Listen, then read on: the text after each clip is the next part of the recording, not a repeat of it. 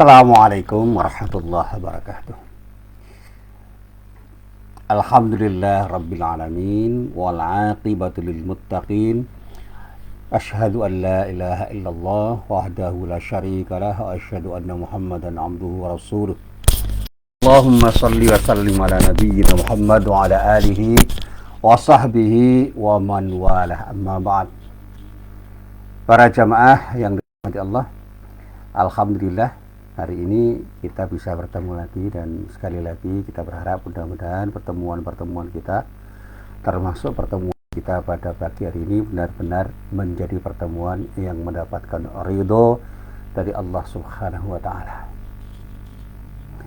Nah, para jamaah yang dirahmati Allah, pagi ini saya harus menjawab pertanyaan dan bagaimana sikap saya dan apa yang saya gagas pada beberapa kesempatan dan sikap yang sebaiknya kita miliki di dalam memahami perbedaan pendapat.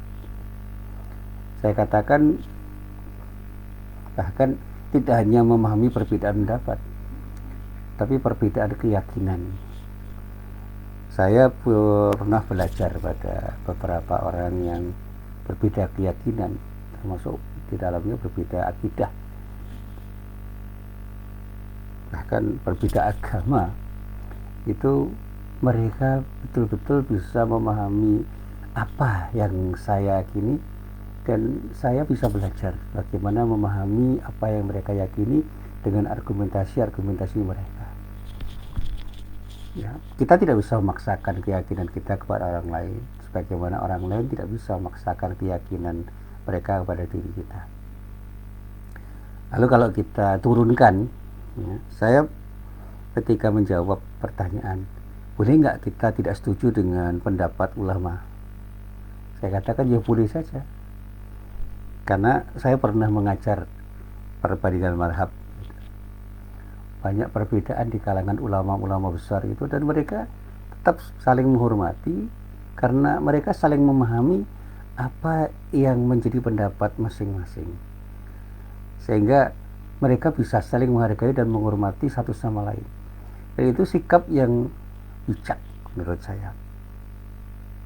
Kalau kita pelajari pendapat dari para ulama fikih yang sangat tepat untuk kita rujuki, untuk kita pegangi pendapat mereka, karena mereka memang punya keahlian yang di atas rata-rata. Misalnya kalau kita bicara tentang imam mazhab, Imam Abu Hanifah, Imam Malik bin Anas, Imam Asy-Syafi'i, Imam Ahmad bin Hanbal, itu pendapat-pendapatnya kan banyak berbeda.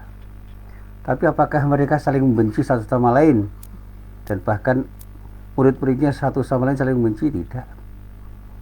Ya, Imam Ahmad tidak pernah bertemu langsung dengan Imam Abu Hanifah. Demikian juga menurut sejarahnya yang pernah bertemu langsung itu adalah Imam Syafi'i dengan Imam Malik, dan Imam Ahmad bin Hanbal dengan Imam Syafi'i. Ini sejarahnya. Meskipun saya tidak pernah mempertanyakan dan mempersoalkan, karena pendapat-pendapat Imam Abu Hanifah itu tentu saja akan terbaca oleh Imam Syafi'i, karena murid-murid mereka banyak, dan tulisan beliau itu bisa dibaca oleh siapapun.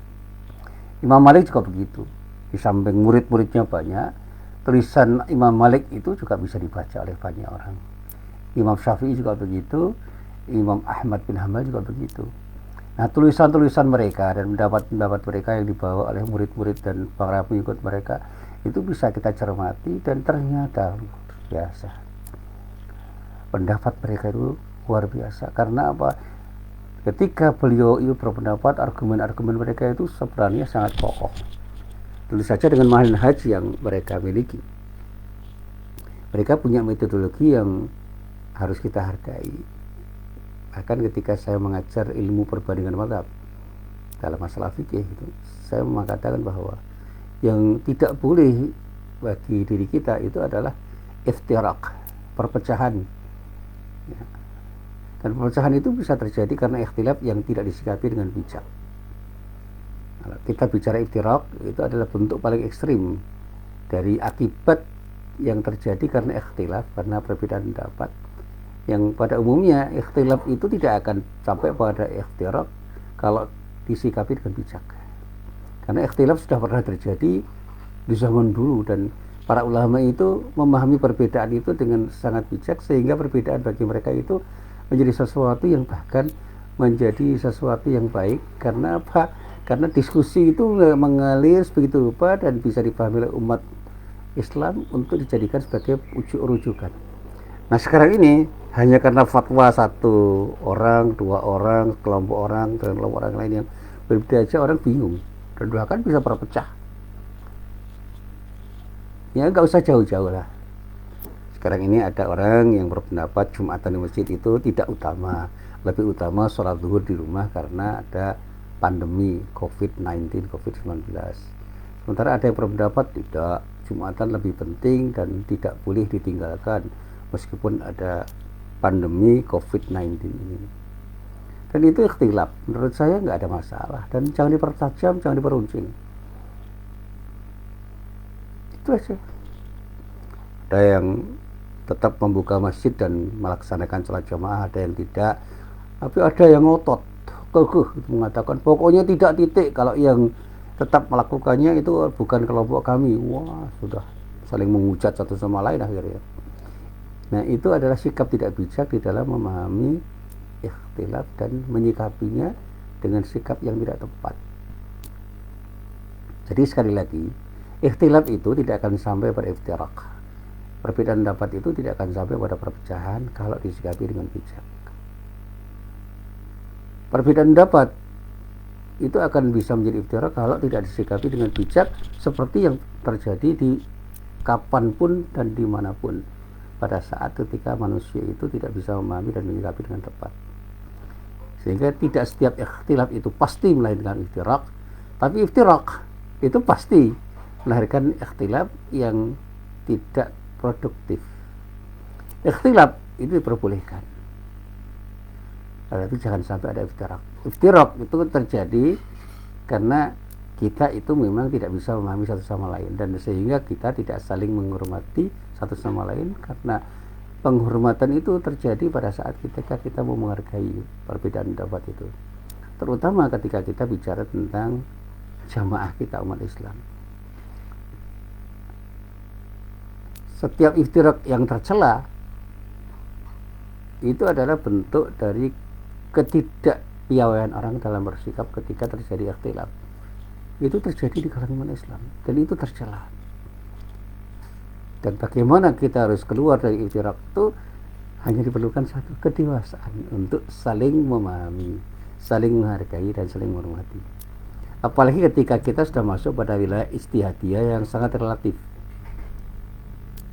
Jangan sampai ada iftirak yang biasanya itu terjadi karena dorongan hawa nafsu, dan orang sama-sama ngotot untuk mempertahankan pendapatnya, dan bahkan ketika merujuk pada ayat Quran dan hadis serta kitab-kitab yang mereka rujuk itu, mereka tidak mencari kebenaran tapi mencari pembenaran atas pendapat yang sudah diyakininya, sehingga kapanpun dan dimanapun selalu dia menyerang orang lain yang berbeda pendapat dengan dirinya. Sehingga kalau ada ungkapan ikhtilafu ummati rahmah, meskipun ini ketika saya lacak dan teman-teman yang lain melacak itu bukan hadis ya, tapi apa yang dikatakan orang dengan ikhtilafu rahmah itu bisa kita pahami. Orang-orang yang terlibat di dalam ikhtilaf itu ketika bersikap bijak itu bisa jadi rahmat. Sementara iftirak itu bisa menjadi azab, bisa menjadi sesuatu yang tidak produktif, sesuatu yang menjadikan kita terpecah. Dan mereka yang terlibat dalam iftirak itu pasti menjadi orang-orang yang tidak tenang karena mereka sulit untuk bertemu, bersahabat dengan orang-orang yang berbeda pendapat. Nah sekarang ini banyak kelompok-kelompok di dalam tubuh umat Islam yang karena iftirak lalu melepaskan diri dari kelompok umat Islam dan bahkan dilepaskan, disesat-sesatkan karena berbeda dengan kelompok mainstream. Padahal yang benar itu tidak harus banyak, yang sedikit bisa benar, tapi yang sedikit juga bisa salah. Tapi ketika saya katakan kebenaran itu tidak harus diwakili orang banyak, itu juga harus dipahami. Inilah yang selalu saya sampaikan ketika kita berbicara tentang bagaimana kita menyikapi perbedaan pendapat di antara kita termasuk kita umat Islam. Nah, para jamaah yang dirahmati Allah, mari kita runut supaya kita paham betul apa makna ikhtilaf dan bagaimana kita memahami dan menyikapinya. Jangan sampai terjadi iftirak, jangan sampai terjadi perpecahan di antara kita. Perbedaan pendapat itu adalah sesuatu yang alami, natural saja, dan tidak mungkin dipungkiri, selalu akan ada, dan disebut dalam bahasa agama dengan sunnatullah yang akan selalu terjadi dimanapun dan kapanpun pada seluruh umat manusia di belahan bumi manapun. Tapi karena rahmat Allah itu ada di antara kita, jangan sampai perbedaan pendapat itu kemudian menjadikan kita itu menafikan satu sama lain. Dan disitulah benih-benih iftirak, perpecahan itu bisa terjadi. Dan itulah sifat yang tercela dari orang-orang yang tidak cerdas dan tidak bijak. Saya masih ingat ketika saya mencoba untuk menjelaskan kepada para mahasiswa saya tentang tafsir ayat 118 sampai ayat 119 pada surat Hud. Di dalam ayat itu dikatakan, A'udzubillahi minasyaitonirrajim.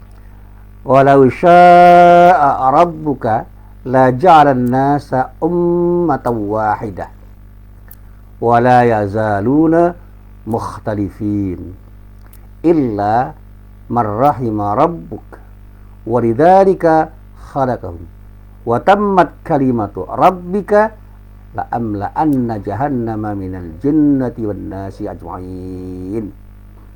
Yang kalau kita terjemahkan dengan bebas, andai kata, jikalau.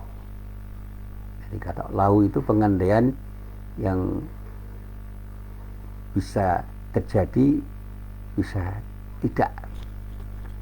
Ya. Dan pengandaian itu adalah pengandaian yang mutlak. Lau. Ada kata-kata in, ada kata-kata il. Kalau in itu sudah mendekati kemungkinan terjadi, meskipun bisa tidak terjadi pengandaian. Dan pada saatnya bisa dikatakan il atau pengandaian yang dimungkinkan akan terjadi, lebih besar kemungkinan terjadinya daripada tidak. Sehingga orang ketika mengatakan irsya'a itu adalah satu hal yang dimungkinkan akan terjadi pada saat ketika kita melakukan atau tidak melakukan sesuatu. Dan ketika dikatakan in itu pengandaian yang 50-50. Tapi ketika walau dikatakan lau itu pengandaian yang sangat mungkin tidak terjadi, tetapi ada kemungkinan yang bisa terjadi. Sehingga pada saatnya Allah ketika mengatakan walau syaa rabbuka la ja'alan nasa ummatan wahidah, itu adalah pengandaian yang ketingkat kemustahilannya itu sangat tinggi. Bahkan dikatakanlah para ulama, dikatakan lau syaa rabbuka di dalam ayat ini itu merupakan pengandaian yang tidak mungkin terjadi karena Allah tidak melakukan, tidak mengerjakan, tidak menakdirkan hal itu terjadi. Sehingga ummah wahidah itu tidak akan pernah terjadi ketika kita bicara tentang perbedaan pendapat. Ummah wahidah itu akan terjadi ketika umat masing-masing orang di dalamnya itu saling bisa memahami, menghormati, dan pada saatnya mereka memahami, menghargai dan menghormati satu sama lain ketika berbeda pendapat dan beda hal yang terkait dengan hal-hal yang prinsip. Sehingga dikatakan kalau Tuhan mau mengendaki, tentu Dia akan menjadikan manusia itu umat yang satu, tetapi tidak pernah ada. Tetapi mereka senantiasa berselisih pendapat. Artinya apa? Perbedaan pendapat itu menjadikan mereka tidak menjadi ummah wahidah dalam satu pendapat yang padu, yang satu sama lain sama. Tetapi kesatuan dalam perbedaan itu bisa terjadi. Saya pernah belajar pada Profesor Mukti Ali. Beliau mengatakan berkali-kali, Mas Muhsin, kita bisa setuju dalam perbedaan, agree in disagreement, kalau kita bijak. Kita ini berbeda satu sama lain. Saya dengan Anda berbeda. Tapi apakah saya harus saling membenci dengan diri Anda? Kan tidak. Saya berteman dengan orang-orang non-muslim. Apakah kita harus memaksa mereka itu sama keyakinannya dengan kita? Kan tidak juga. La ikraha fiddin. Tidak boleh kita memaksakan kehendak untuk memaksa orang lain untuk memeluk agama Islam. Termasuk di dalamnya ketika kita berislam, jangan saling memaksa dengan pendapat-pendapat kita masing-masing, karena pada saatnya orang itu punya keyakinan dan punya pendapat yang bisa berbeda dengan argumentasi-argumentasi yang mereka pilih. Nasihat-nasihat itu selalu saya pakai. Saya kuliah dengan beliau itu 2 tahun. Waktu saya kuliah di Pasca Sarjana IAIN Sunan Kalijogo, sekarang UIN namanya. Dan saya banyak belajar dari beliau bagaimana kita bersikap bijak ketika berbeda pendapat, bahkan berbeda keyakinan. Sehingga dikatakan di dalam ayat selanjutnya, illa marrahima rabbuk, kecuali orang-orang yang diberi rahmat oleh Tuhanmu. Walidzalika khalaqahum, dan untuk itulah Allah menciptakan mereka. Wa tammat kalimatu rabbika la amla'anna jahannama minal jinnati wan nasi ajma'in. Kalimat Tuhanmu artinya keputusan Allah itu telah ditetapkan. Sesungguhnya aku akan memenuhi neraka jahanam. Neraka jahanam itu kata Allah akan dipenuhi. Apa yang memenuhi? Jin dan manusia yang durhaka semuanya. Artinya apa? Mereka yang tidak taat kepada Allah dan Rasulnya itu akan menempati neraka jahanam. Yang penting ketika ada upaya untuk taat, meskipun mereka berbeda pendapat, ketika mau taat kepada Allah dan Rasulnya, selamat. Tetapi argumen-argumen mereka harus menjadi argumen yang bisa dipertanggungjawabkan, karena integritas orang ketika berpendapat itu diuji, apakah dia itu berpendapat hanya karena hawa nafsunya atau karena memang punya keinginan untuk berpendapat sesuai dengan keyakinan yang betul-betul dicari dari penggalian makna apa yang menjadi dasar argumentasi mereka. Saya masih ingat betul ketika membaca sebuah kitab namanya Al-I'tisam yang ditulis oleh Imam Asy-Syatibi. Asy-Syatibi itu pernah mengatakan begini, Allah menginformasikan bahwa selamanya mereka akan berselisih pendapat, karena memang Allah menciptakan mereka untuk hal itu. Artinya apa? Berselisih pendapat itu sunnatullah, dan sunnatullah itu harus kita pahami sebagai sesuatu yang menyejarah di dalam kehidupan kita manusia dimanapun dan kapanpun. Ini yang saya baca di dalam kitab Al-I'tisam. Banyak ayat-ayat Al-Quran dan juga hadis yang menyatakan bahwa ikhtilaf itu sesuatu yang biasa. Tetapi ikhtilaf yang berakibat dari iftirak, perpecahan, itu harus kita jauhi. Allah mengingatkan umat Islam agar tidak terjerumus ke dalam iftirak, jurang perpecahan, dan memberi ancaman bagi mereka yang melakukannya. Di antara ayat Al-Quran yang pernah saya baca adalah ayat Al-Quran yang ada di dalam surah Ali Imran ayat 103. Di dalam ayat itu ada kata-kata wa'atasimu bihablillahi jami'an wa la tafarraqu wadhkuru ni'matallahi 'alaikum idh kuntum a'da'an fa'alafa baina qulubikum fa asbahtum bi ni'mati ikhwana wa kuntum 'ala syafa hufratin minan nari fa'anqadhakum minha kadzalika yubayyinullahu lakum ayatihi la'allakum tahtadun.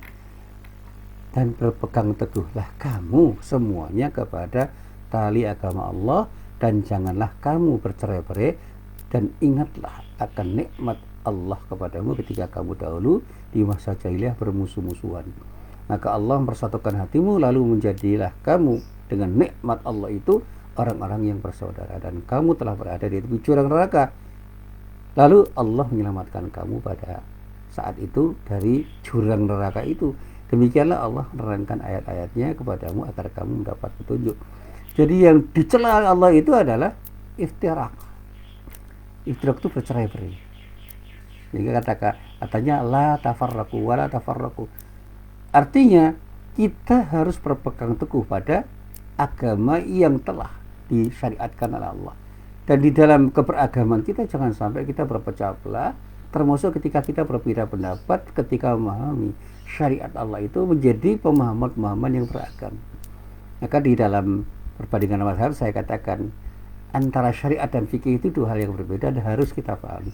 Fikih itu pemahaman atas tafsir atas syariat, dan syariat itu adalah sesuatu yang datang dari Allah, dan tentu saja Rasulullah punya kemampuan untuk menjelaskan syariat Allah itu sehingga kita harus taat pada Allah dan Rasulnya sebagai bentuk ketaatan yang harus kita lakukan dimanapun dan kapanpun. Tetapi ketika kita harus taat pada ulil amri itu ada prasyarat selama mereka mengajak ketaatan kita kepada Allah dan Rasulnya, sehingga kata-katanya itu menjadi ati Allah wa ati Rasul. Taat kepada Allah dan Rasul itu mutlak.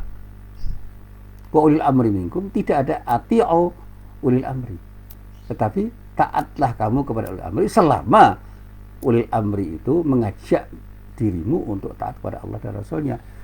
Sehingga kalau ada ulil amri, siapapun ulil amri itu, dalam tafsirnya memang bermacam-macam. Ulil amri itu bisa dikatakan pemerintah, bisa jadi tokoh-tokoh masyarakat atau orang-orang yang dianggap memiliki kapasitas untuk menjadi rujukan. Itu tidak boleh ditaati ketika mereka mengajak tidak taat kepada Allah dan Rasulnya. Tetapi selama mereka itu mengajak taat pada Allah dan Rasulnya, kita harus taat. Jadi seberapapun pemerintah itu mengajak kita untuk berbuat sesuatu, harus kita coba untuk kita pahami, kita renungkan. Kira-kira ajakan mereka itu mengajak untuk taat pada Allah dan Rasul atau tidak. Kalau tidak, ya jangan taat. Kita boleh mengkritik.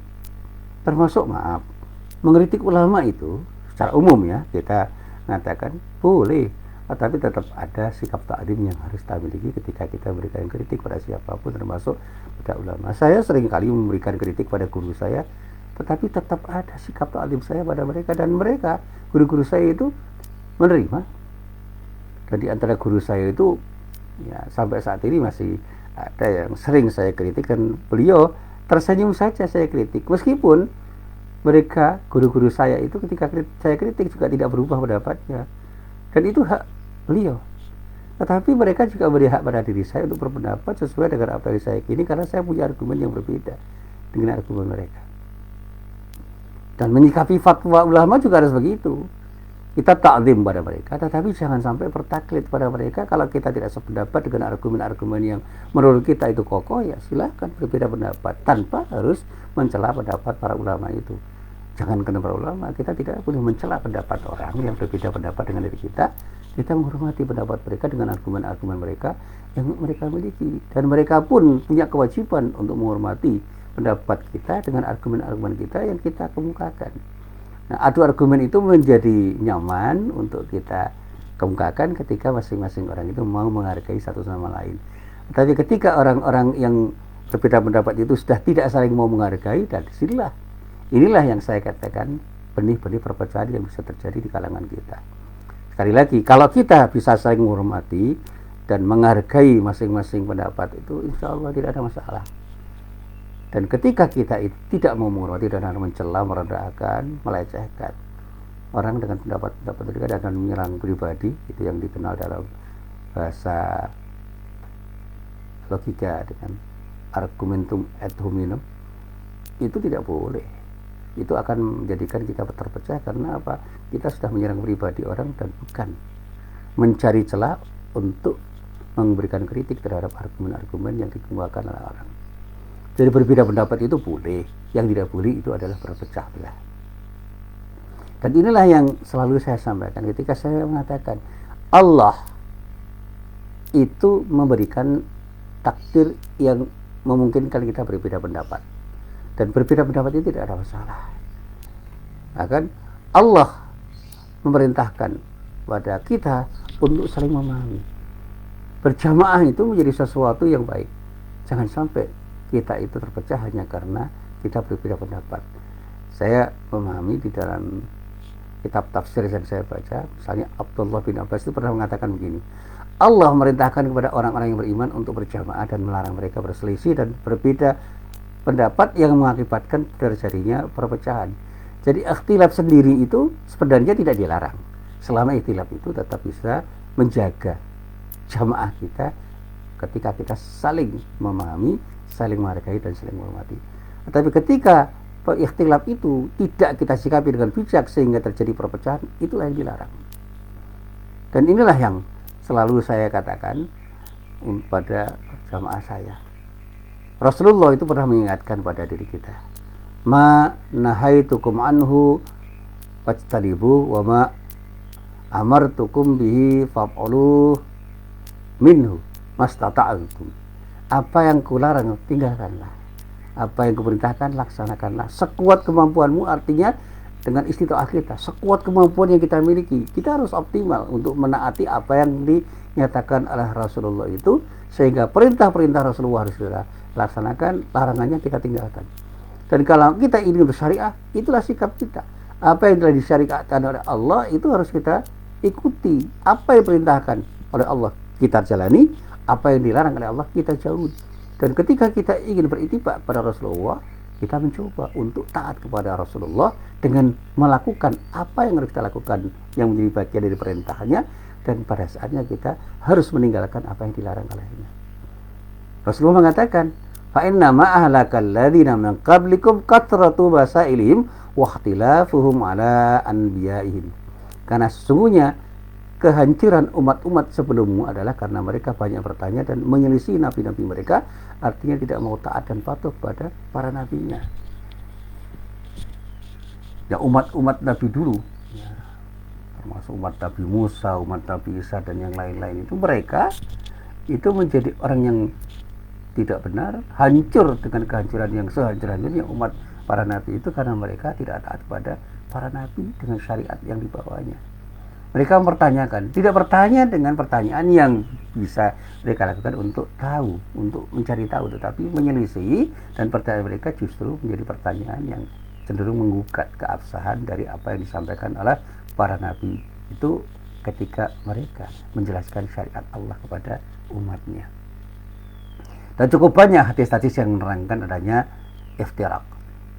Jadi iftirakul ummah itu dijelaskan. Dan Rasulullah akan mengingatkan para sahabat dengan hadis-hadis yang sangat terkenal. Misalnya hadis yang sangat kita kenal meskipun keabsahan hadis itu diperselisihkan itu. Jadi pada suatu saat itu nanti umat Islam akan terpecah menjadi sekian banyak kelompok. Ya, sekian banyak kelompok itu bahkan dikatakan menjadi 71 golongan.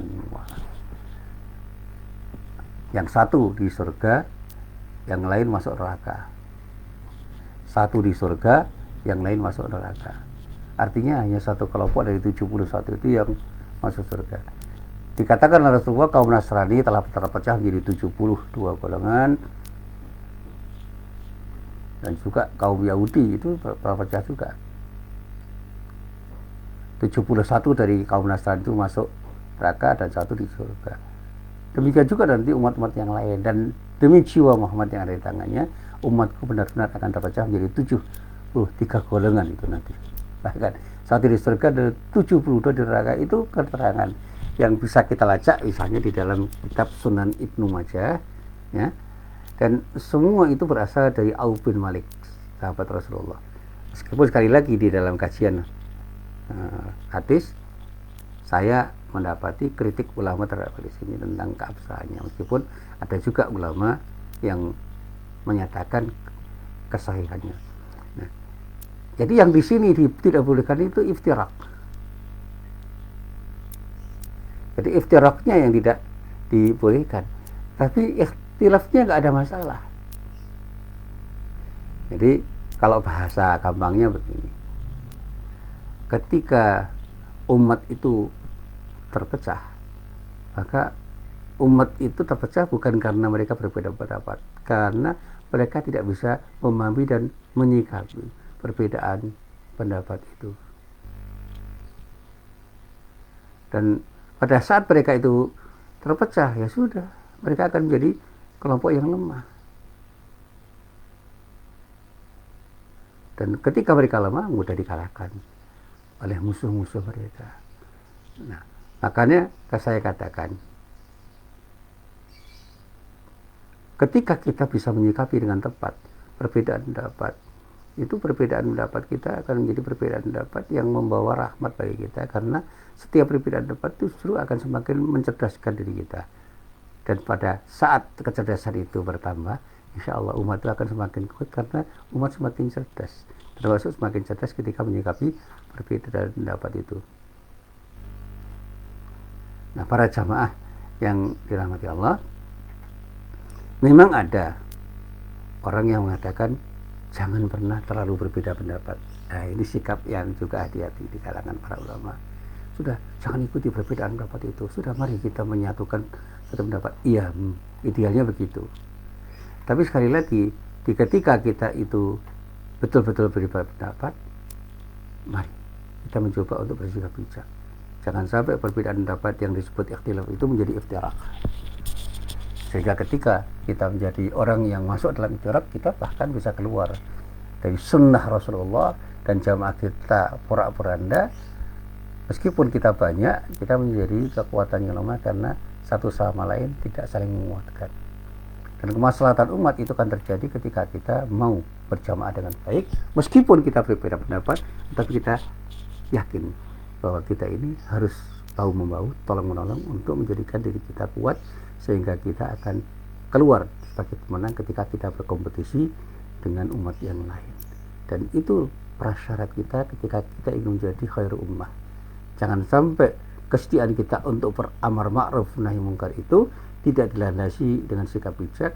Dengan iman kita, mari kita bersikap bijak ketika kita beramar ma'ruf nahi mungkar satu sama lain, sehingga amar ma'ruf nahi mungkar yang kita lakukan untuk orang-orang non muslim dan di antara umat Islam itu menjadi amar ma'ruf nahi mungkar yang produktif dan pada akhirnya melahirkan kekuatan yang luar biasa di kalangan umat Islam, dan kita layak menjadi khair ummah yang pada saatnya akan menjadi pemenang dalam setiap kompetisi yang terjadi dimanapun dan kapanpun kita berada. Inilah para jamaah apa yang bisa saya sampaikan. Tentu saja masih banyak yang bisa saya sampaikan untuk menjadi ilustrasi dari semua ini, tetapi saya pandang itu nanti akan terlalu banyak menyita waktu. Kita akhiri dulu pengajian kita pada pagi hari ini. Assalamualaikum warahmatullahi wabarakatuh.